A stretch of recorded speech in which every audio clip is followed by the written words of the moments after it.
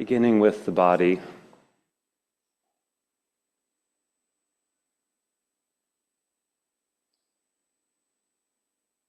Finding your asana, your steady, comfortable seat, whatever that looks like for you.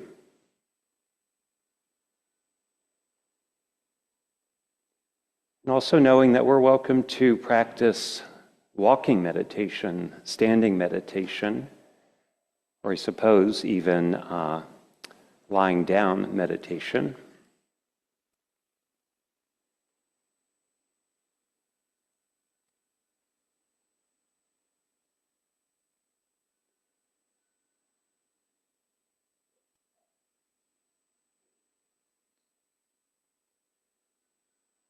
Allowing the snow globe of the thinking mind and all those thoughts to drift down to the bottom of the snow globe into the groundedness of our body.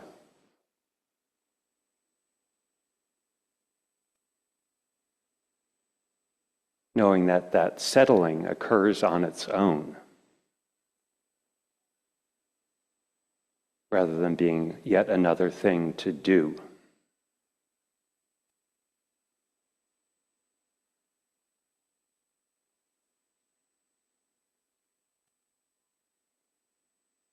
Go ahead and take 3 deep breaths together with the option to hold the breath in when the lungs are full.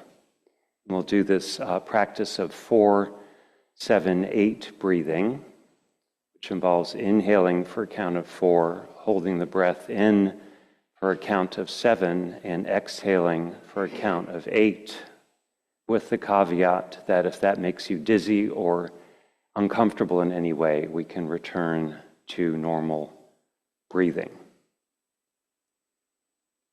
Let's find that full exhalation to begin with. And then inhaling for a count of 4. Holding the breath in for a count of 7.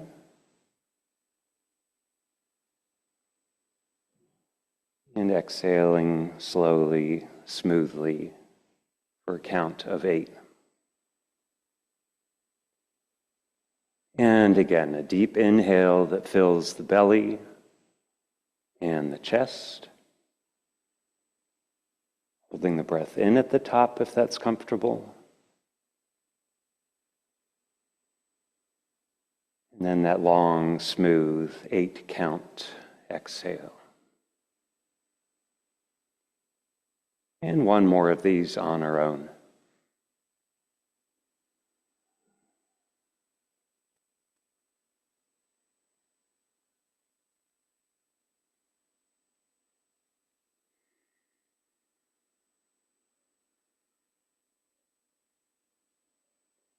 And then allowing the breath to return to its normal, uncontrived rhythm.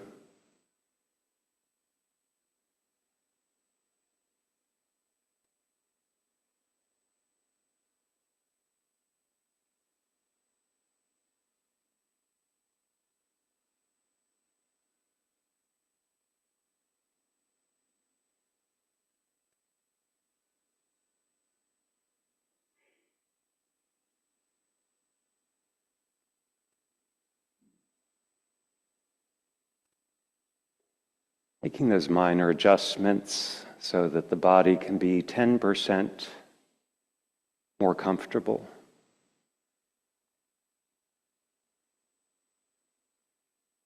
And if we find spots of hidden tension, we can send the exhale there to warm and loosen and soften that tension.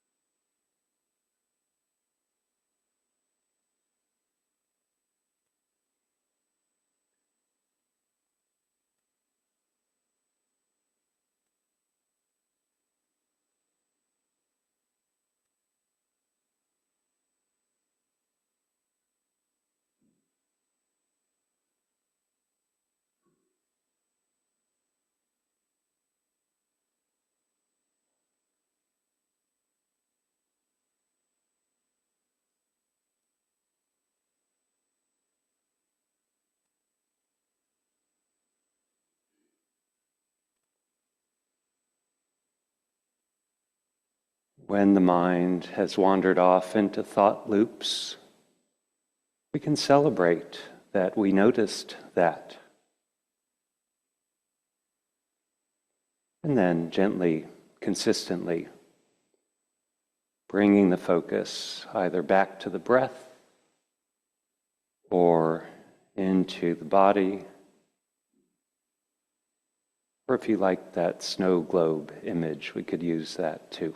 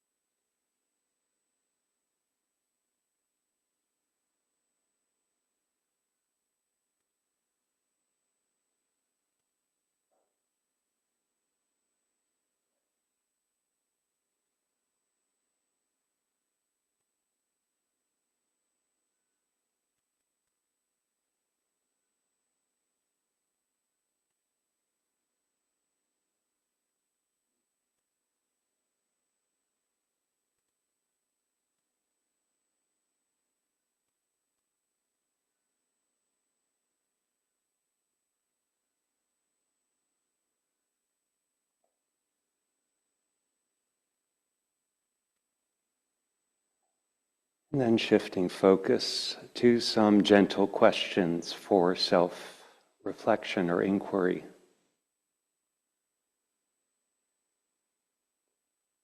What brings me here to the Unitarian Church on a cold winter's night? What deeper yearning does that represent?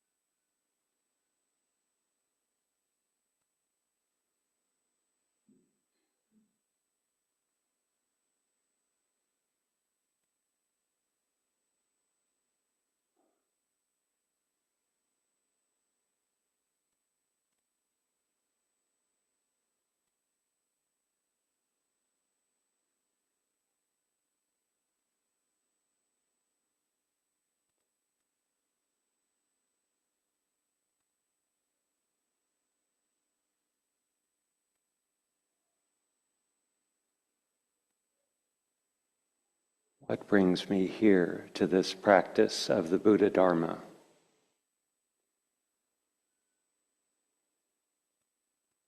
Asking this question less of the discursive thinking mind and more of our wise mind.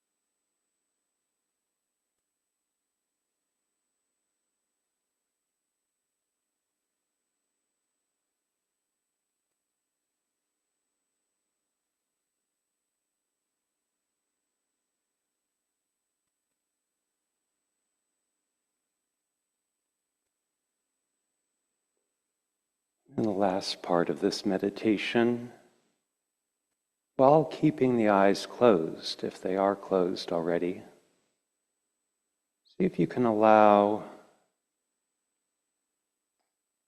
the perception of the wise friends gathered in this room.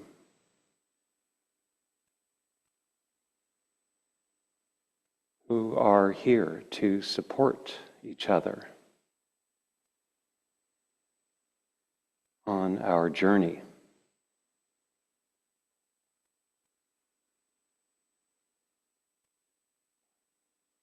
Whatever that looks like and however it unfolds.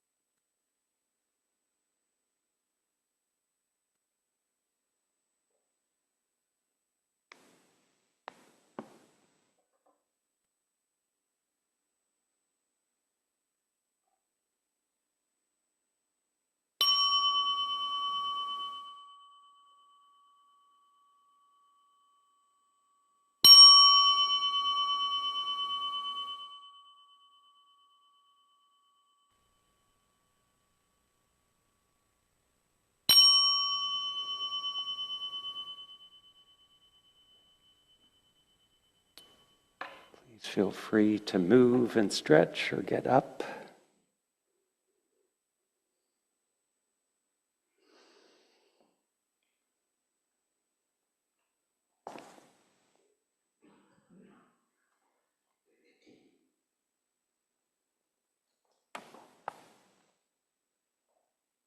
I think, Brianna, we're ready for the first slide.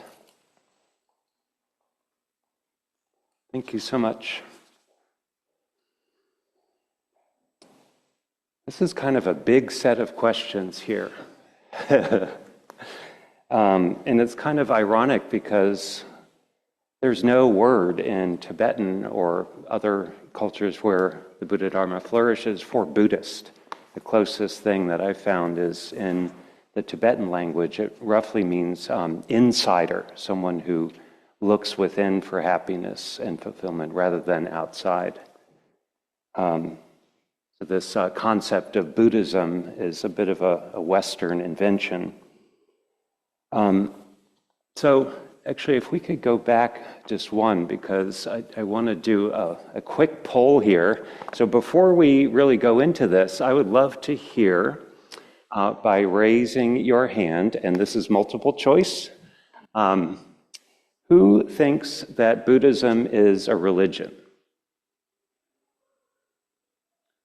3, 4, 5, 6, 7, 8, 9, 10, 11. Thank you, Zoomers, for raising your hand. Okay, we have about 12 for Buddhism as a religion. How about Buddhism is a philosophy?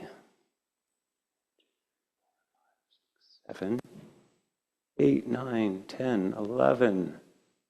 I'm counting 11. Last one. Buddhism is spirituality, a spiritual system.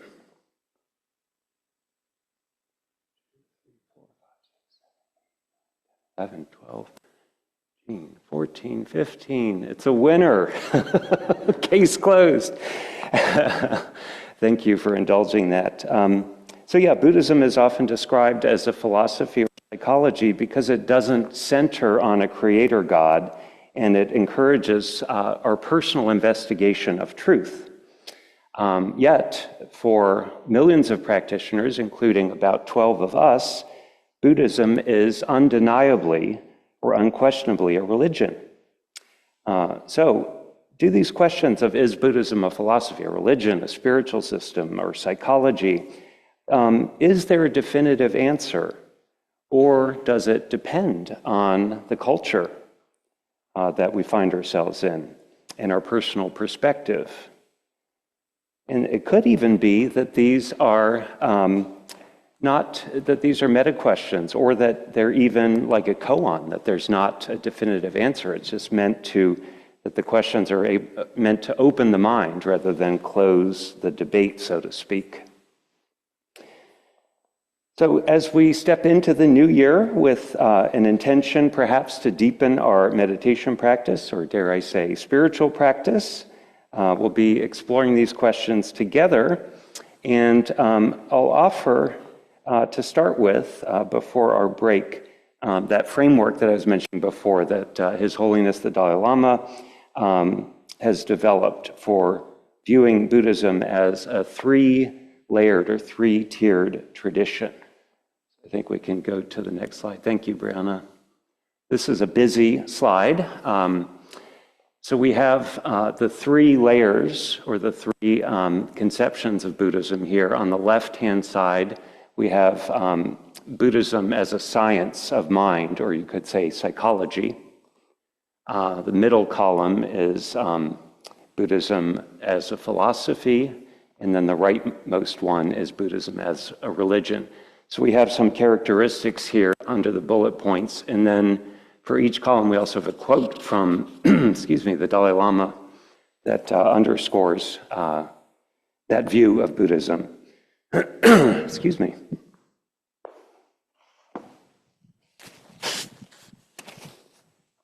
So yeah, we have this threefold distinction or system for conceiving of Buddhism. So the Buddhist science of mind on the left, which is how perception, thought, and the emotions work from the point of view of our subjective experience. And that's important here because the emphasis here is on our subjective experience. And then Buddhist philosophy, well, just a couple more things about Buddhist science, is that it can supplement modern neuroscience by providing an extensive map of the various cognitive functions of the mind. And these cognitive functions of the mind include sense perception, concentration, attention mechanisms, mindfulness, memory, as well as our emotions. And through the concept of neuroplasticity, with our brain changing in response to experience, we can enhance our mind's abilities and train it towards the direction that we would like for it to go. And then on a physical level, Buddhist science encompasses sophisticated medical systems, such as traditional Chinese medicine, Tibetan medicine, etc., that include treatments for diseases. And then there's, within the conception of Buddhism as a science of mind, there's also this kind of metaphysics, or this analysis of matter and energy, which is kind of similar to quantum physics. There's even postulates around the origin, life, and ending of the universe. And in the Buddha Dharma, it's sometimes asserted that there are endless universes going back to beginningless time. So this whole notion of time and space is included under this pillar of a science, or Buddhism as a science of mind. And then the quote from His Holiness there is that Buddhist thinking relies more on investigation than on faith. So scientific findings are very helpful to Buddhist thinking. This emphasis on investigation scientifically more so than on faith. So let's move on to the center column here, another large domain of things fit into this, this central column, and these include things like ethics and logic and how things exist in an interdependent way, concepts of impermanence that can be logically tested and verified. So in this middle column, we're not talking about things that we need to take on faith or that cannot be proven. But instead, these concepts of relativity and causality, detailed system of logic based on set theory and debate that helps us to understand the faulty projections of our minds. I certainly have a lot of those. And there's actually, you may know of this rigorous system of debate in the Tibetan monasteries, where as part of the doctoral equivalent curriculum, there's this rigorous, you have debate partners, and you kind of like do this kind of shooting movement to shoot a question to your debate partner and the partner is encouraged to sort of challenge you on your logic and point out any holes in that. And so that's a really interesting thing to watch if you have a chance to see that. And then in terms of, still in the middle column, in terms of Buddhist ethics, this isn't from a perspective of a right and a wrong. There's not as much of that moral tone. And it's more of just ethics are based on discrimination between what is beneficial and helpful to oneself and others and what is harmful, both to oneself and others. So there's not that valence so much of morality that might be imposed by a creator God, for example. Which brings me to the third column here, which is Buddhism as a religion. And His Holiness has said that, and also Robert Thurman have said that Buddhism might be about 1/6 religion, is the number that at least Bob Thurman has put that number on Buddhism as a religion. So these are lovely things like rituals, liturgies, beautiful chanting, sadhanas, which are liturgies associated with particular deities, and just noticing these wonderful yidams or tutelary deities on our wall here. So there's lovely practices associated with devotional practices and prayers designed to kind of open our mind and transport us through delusions into kind of another dimension. And then we get into beliefs here. So there are things, and this is kind of what characterizes Buddhism as a religion separately from as a philosophy or a psychology, in that there are some basic tenets that one cannot necessarily prove with our current instruments and measurement abilities. And these are things like belief in past and future lives. There's a large volume by Ian Stevenson, who is the founder of UVA's Division of Perceptual Studies, where he collected this mega volume of cases of supposed rebirth that were very detailed and very compelling. But in terms of absolute proof, I would still put the topic of rebirth and past and future lives into this category of Buddhism as a religion. And also included in this column are topics like karma, the mechanism for liberation from rebirth, the attainment of enlightenment, and so there's not really a single holy book or one scripture like a Buddhist Bible, because each Buddhist tradition kind of has its own collection of texts, although there are teachings, that different traditions share in common, like the Four Noble Truths, for example, and the Eightfold Path.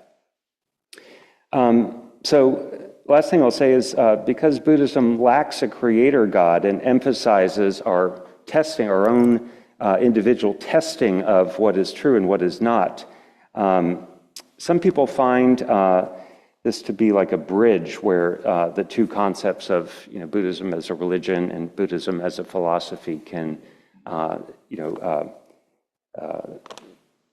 be unified or overlap.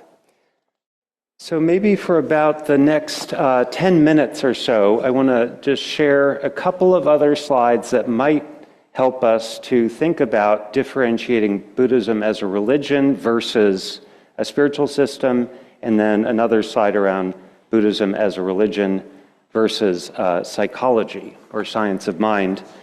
So maybe we could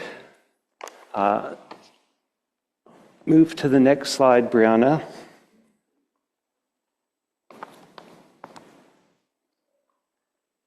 No problem. Thank you so much. So we'll get to our, I think there's one like with a table on it. There we go. So we have this distinction between spirituality and religion, and this can often come down to the difference between our own internal experience and the external structures that support it. So because Buddhism lacks a creator God and emphasizes that our personal investigation of doctrinal truths, there's some consideration here as spirituality being more focused on the internal experience and religion more as the external structures that support that internal experience and journey.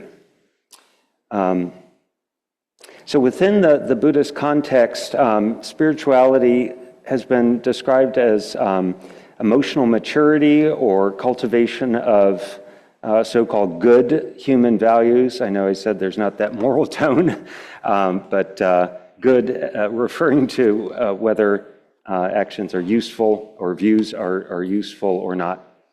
And so in this context, spirituality can be the personal internal process of working with our own mind to find liberation. And this can be done outside of the context of formal religion too.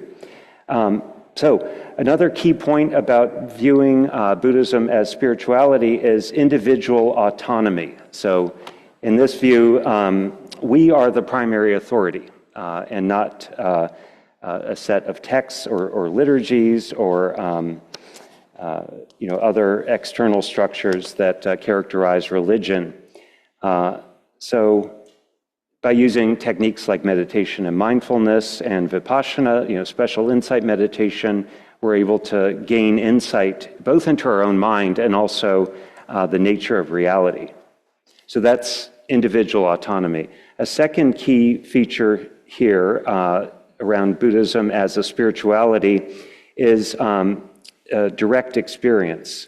So for example, in this view, we wouldn't believe in impermanence just because a book says so, but rather because we've watched our own, the temporary nature of our own thoughts and feelings and the body's getting older, and it's based on that direct experience that we arrive at the potential for liberation. And then a final point here around viewing Buddhism as spirituality, is what the Dalai Lama often refers to as secular ethics. And these are values that are shared in common with many other philosophies and religious systems. So these are things like compassion and patience and kindness, the paramitas. And while these are spiritual concepts, these secular ethics, they do not require a particular religious affiliation.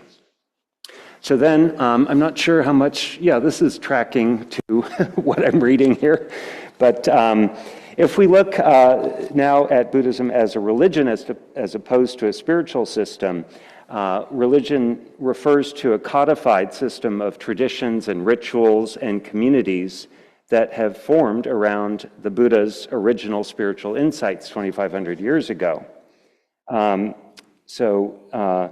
There's in the metaphysics in this frame as Buddhism as a religion are a little bit different. So there's these beliefs in literal rebirth, these various cosmological realms, like the six realms, the hungry ghosts, the humans, the animals, the demigods, etc., that in a religious frame are actually taken to be, many times as actual places. Whereas if we were to look at those realms from a spiritual lens that's not necessarily religious, we could characterize these as mind states. So hell is within our own mind, rather than an actual place. And then, of course, when we look at religion, we're looking at institutions around temples, monastic hierarchies, the specific robes and colors and ceremonial chanting that can vary by culture and by language. And then just to wrap up on this slide here is, the question of what can it be both? And I would personally argue that it can be both. And as I mentioned before, many practitioners view religion as a container for spirituality, which includes ways of connecting to each other for support. And so that religious aspects of Buddhism, like the Sangha, like the 5 or 10 precepts, can provide a time-tested framework within which the spiritual work of transformation can actually happen without getting lost in our own ego or in confusion. However,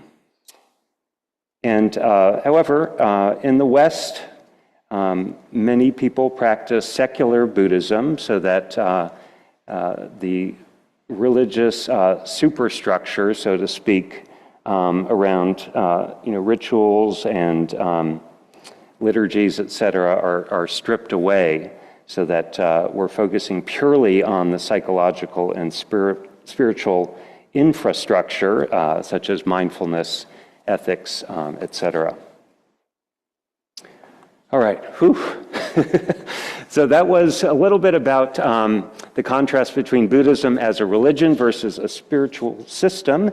Now, I will just go through this one last slide, and then I can't wait to hear your thoughts and to return to our cookie-fueled discussion. So, all right. So, Buddhism as a philosophy or a religion. And there's a little bit of a discrepancy here from His Holiness's 3-part framework in that science of mind or psychology is not specifically listed here. So if we ask this question, so is Buddhism a religion or not? I would say the answer depends pretty much entirely on how you define religion. Because there's not really a creator God, many people describe Buddhism as a philosophy or psychology, science of mind, instead.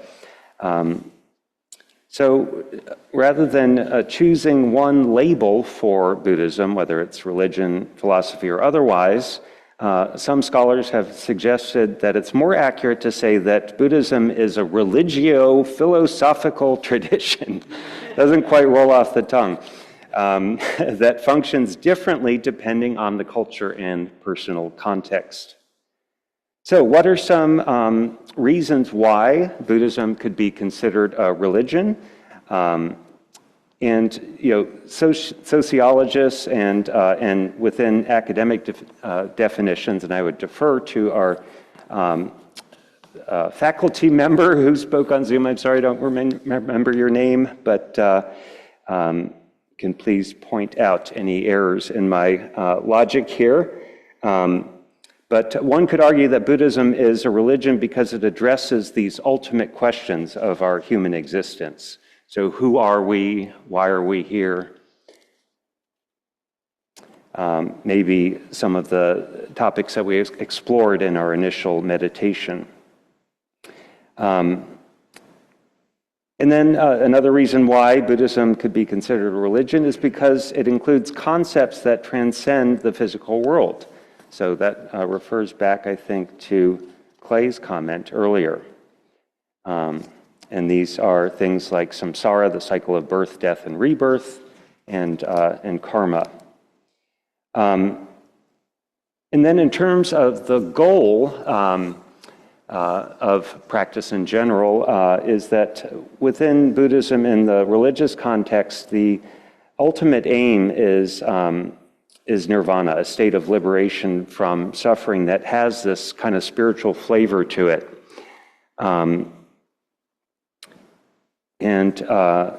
Skip forward a little bit. There's an institutional structure around having, the monastic community. There are sacred scriptures like the Tripitaka and holy sites.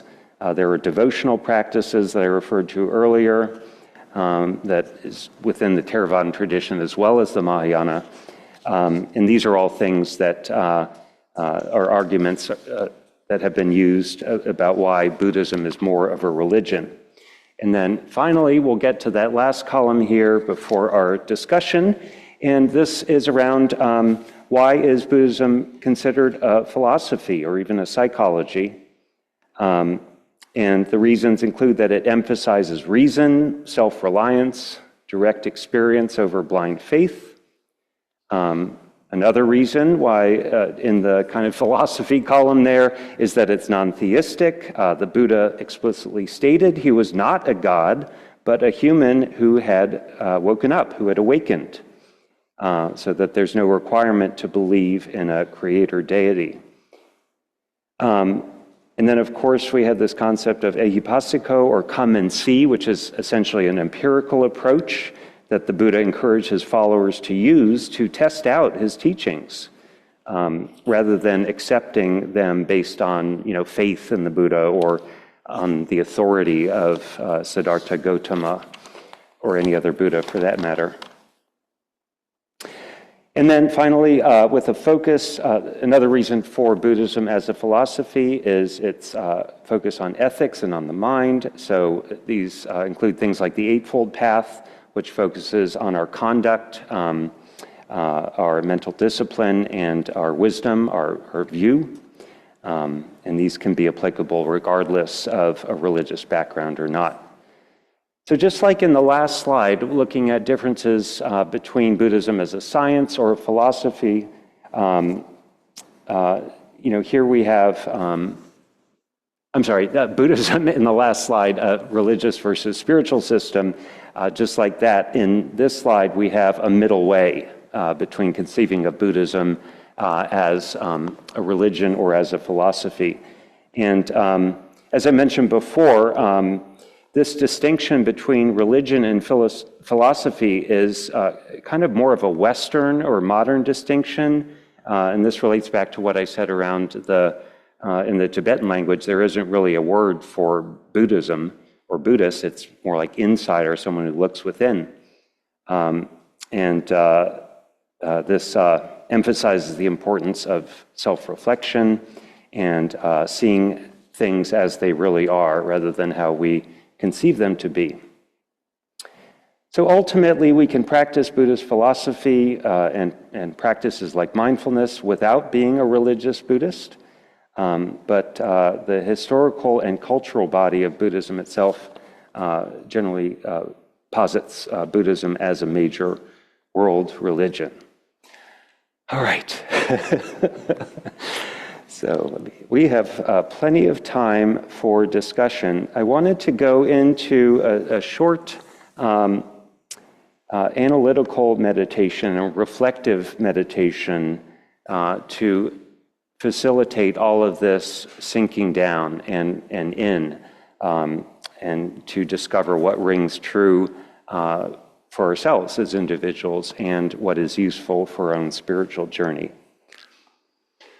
So I have 3 questions up here that I'm going to encourage you to, and I'll read the words out for those who can't see it, but I'm going to encourage you to take a minute or two just to pose the question to yourself, to your own wise mind.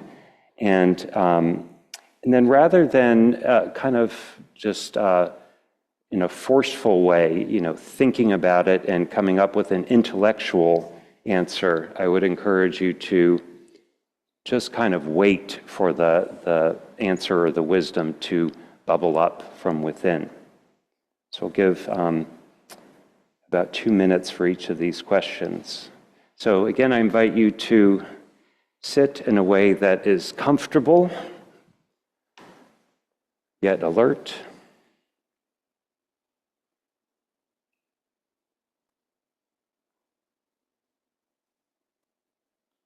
Feeling free to take a couple of breaths if that's useful.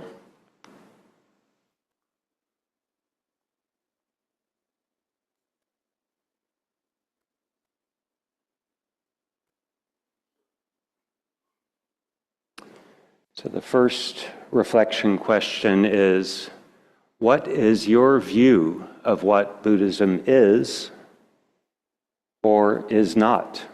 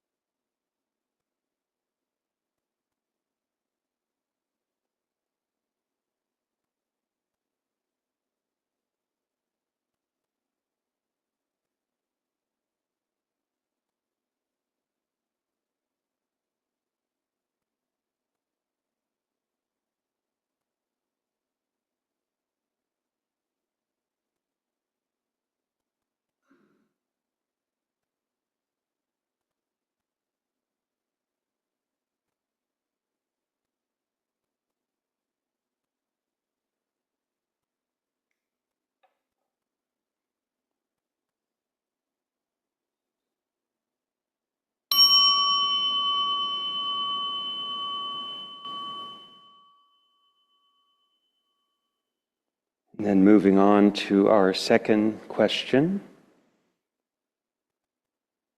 with the purpose of moving from view into action. What intentions do you have for your spiritual or meditation practice in the new year?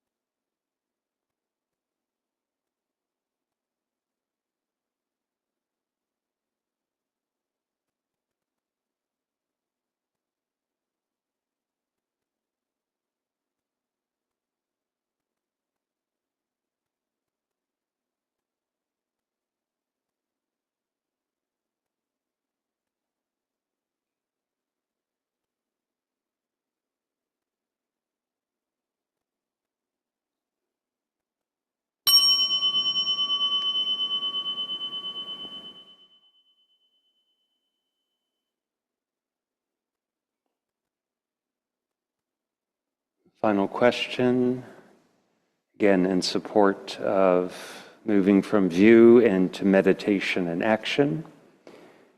What is one small action that you'd like to commit to in service of building or deepening a meditation habit?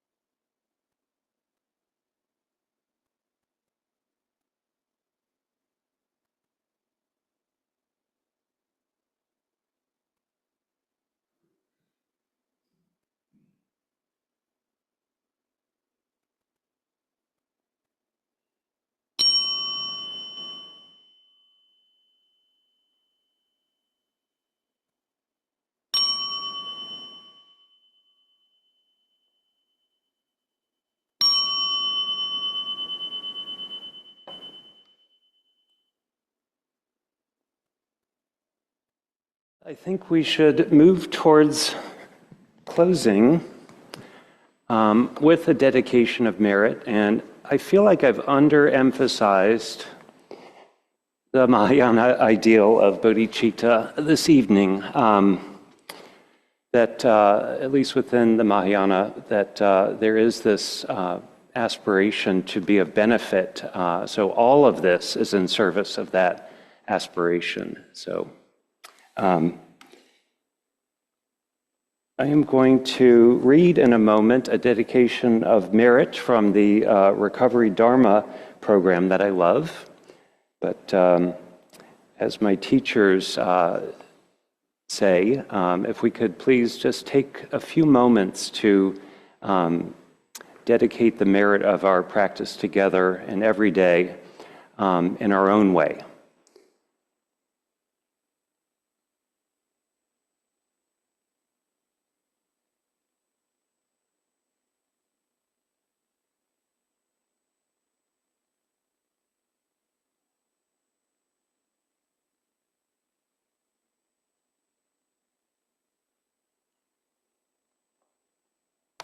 Refuge does not arise in a particular place, but in the space within the goodness of our hearts. When this space is imbued with wisdom, respect, and love, we call it Sangha. We hope that the pain of suffering, trauma, and feeling apart actually leads us back toward the heart, and that we might understand compassion, wisdom, and change ever more deeply. As we have learned from our practice, great pain does not erase goodness, but in fact informs it. May we make the best use of our practice and whatever freedom arises from our efforts here this evening. May this be a cause and condition for less suffering and more safety in our world.